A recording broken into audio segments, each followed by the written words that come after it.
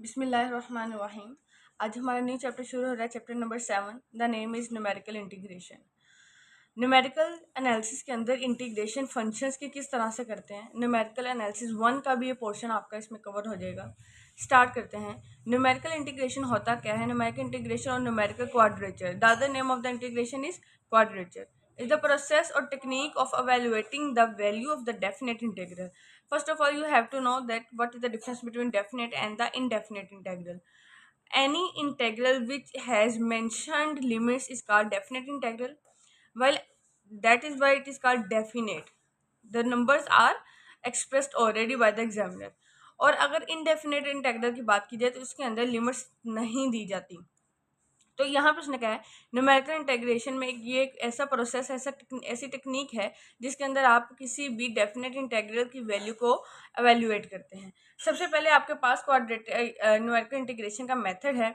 उसी तरीके से जिस तरह से हमने न्यूमेरिकल एनालिसिस में मेथड्स किए हैं equally spaced and non equally spaced के लिहाज से, सिमिलरली इंटीग्रेशन के भी मेथड्स हैं जिसमें Simpson's rule, Weddle's rule, Boole's rule, ये सारी चीज़ आते हैं।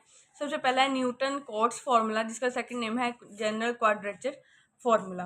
अब इसमें क्या है कि आप सपोज कर लें कि आई इज इक्वल टू है integral of a to b y of d x. ठीक है, इसका हम पहले ये देख लेते हैं, इसका वो निकाल लेते हैं फार्मूला, देन हम इसकी एग्जाम्पल की तरफ मूव करेंगे।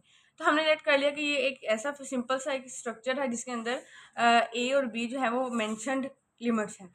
अब यहाँ पे y क्या है, वो एफ ऑफ एक्स के इक्वल है और यहाँ पे वैल्यूज आप लेंगे, जाहिर सी बात है जब इसमें एक्स नोट पुट करेंगे फंक्शन के अंदर आपको y नोट मिलेगा। x1 पुट करेंगे तो y1, x2 y2, x3 y3 and the list goes on. Let us divide the interval, जो उसने हमें इंटरवल दिया हुआ है a से b, इसको हम डिवाइड कर लेते हैं अपने पोर्शंस के अंदर इक्वल पार्ट्स के अंदर। तो मैंने आपको बताया है, जब आपने प्रीवियस में भी बता चुकी हूँ कि जब आप एक्स नोट के अंदर कोई चीज़ ऐड करते जाते हैं, अगर एक इंटरवल एच का डिफरेंस ऐड करते हैं तो वो x1 होगा, 2 ऐड करेंगे तो x2 होगा, 3 ऐड करेंगे तो x3 होगा and the list goes on. यानी क्या हमने अब इसको पहली इनिशियल वैल्यू कह दी x नोट और b को नया हमारे पास ये एंड लिमिट है xn। ठीक है, अब इसको अगर हमने इक्वल पार्टीशन में तोड़ना है तो मैंने कर दिया a is equal to x naught, फिर x1 होगा x naught plus H, x2 होगा यानी a x1 x2 x3 up to so on to xn तक। ठीक है, ये एक्स नोट से लेकर xn तक हमने इस अपने इंटरवल को, अपने इस लिमिट को इक्वल पार्ट्स में इसकी पार्टीशन कर ली है।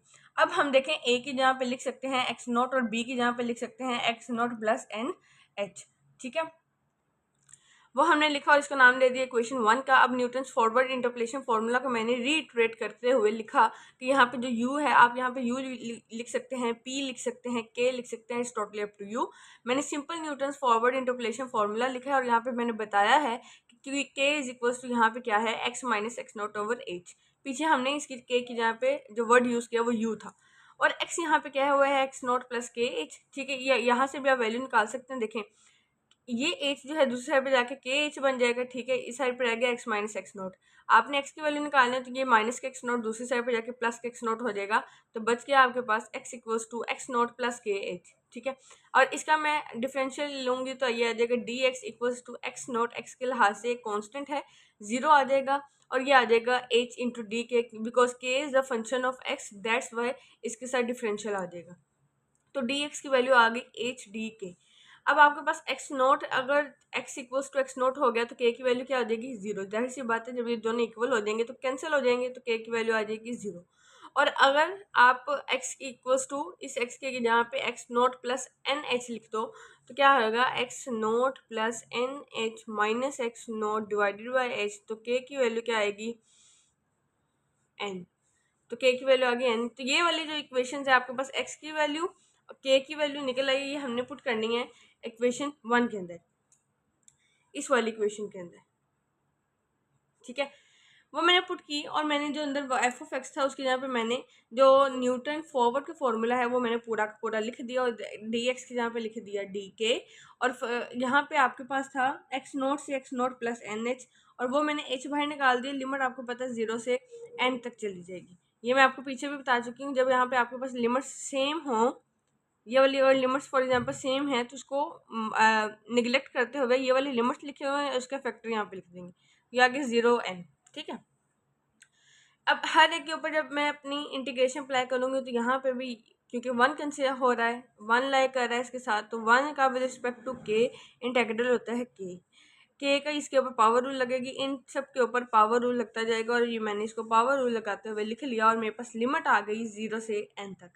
अब मैंने देखें, अब 0 पुट करेंगे, ये वो टर्म पूरी 0 हो जाएगी, के की जहाँ पे 0 पुट करेंगे, ये पूरी टर्म 0, ये पूरी टर्म 0, 0 के लिहाज से तो आपको कोई आंसर नहीं मिलना, इसलिए मैंने 0 वाली वैल्यू कुछ नहीं लिखी, मैंने n वाली डायरेक्ट पुट की है, तो वो आ जाएगा n y naught plus n square by 2 del y naught plus 1/2 n cube by 3 minus n square by 2। ये देखें, इस तरह से मैंने ये पुट की हुई।